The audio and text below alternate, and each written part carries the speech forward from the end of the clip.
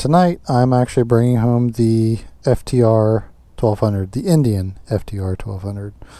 So I'll get to compare this to the Sportster S, which I've heard this is a fantastic bike, and John also tells me that this is actually kind of a special one because there's a lot of certain features that you can't even buy now, I guess.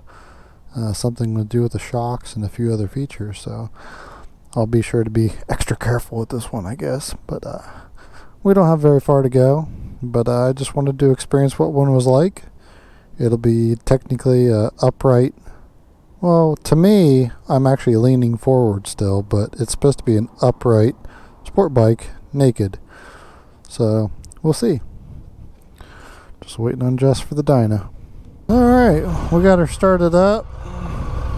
This is the Akrapovic.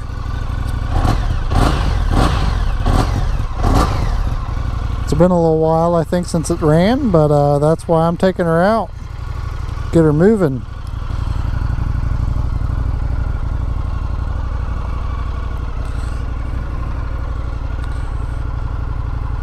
Wonder if I got different screens here. Oh yeah,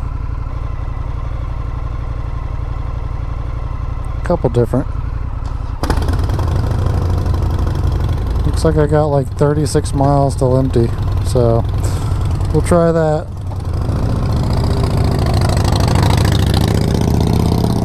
Oh wow,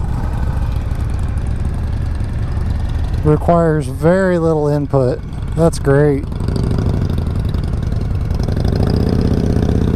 Obviously this will be a nighttime review. Oh, the dash turned black. That's cool. Oh, so already this is just a absolute joy to ride. I don't know what else to say so far. Let me experience a little bit of it so far.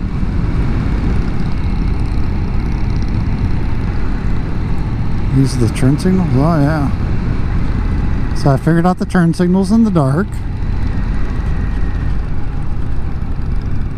For being rear controls, they're exactly where they should be. I don't even have to search for them, which is nice. They're not in the way of the foot pegs.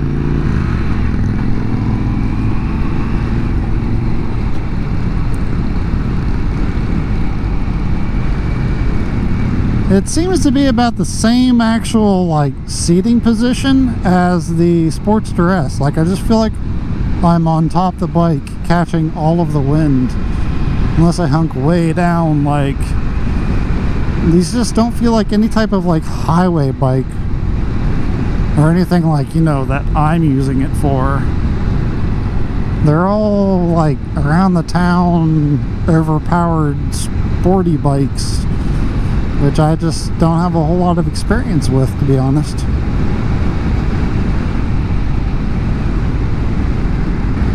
It's very easy to stand up on.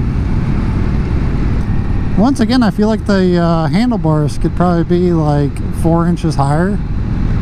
That way they'd be more kind of up front and center, and I could actually brace my weight off of them more rather than being hunched over on my wrists.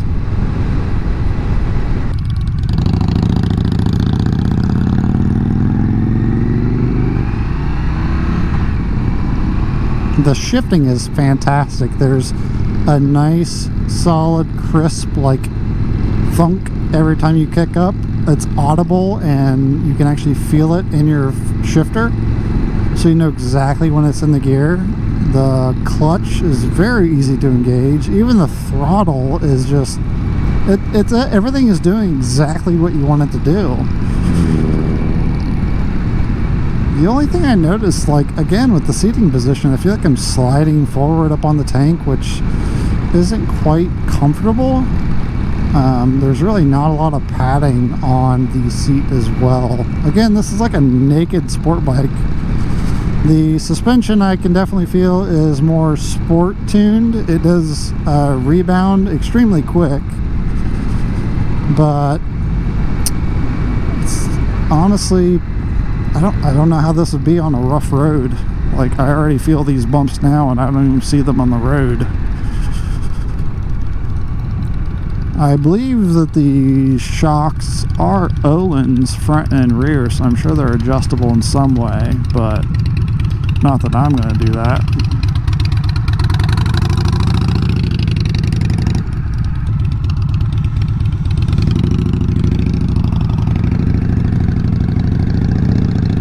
Super easy to steer. Let's get on it a little bit. Here. Oh boy, yeah.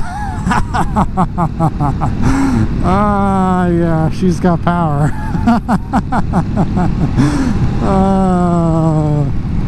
This is definitely a bike you need to enjoy on the open road.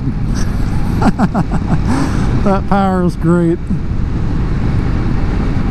I almost kind of wish the seat had more of a kickback in the back to hold me in place.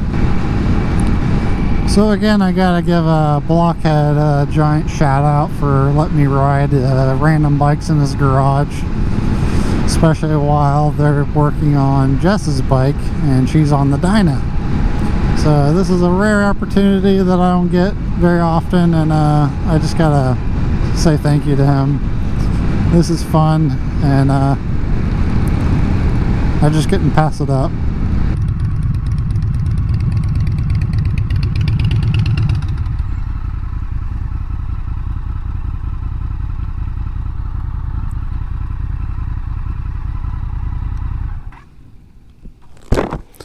It's a lot of fun. I know. I love that bike. It's a lot of. It's got so much power. I didn't even break like $4 grand. I know. It's amazing. I would really like that bike. It is a little bouncy on the roads because of the suspension. Yeah. But I mean, all right. You probably can't see anything on here, so that's where the review of the Indian FTR something special edition of Blockheads ends.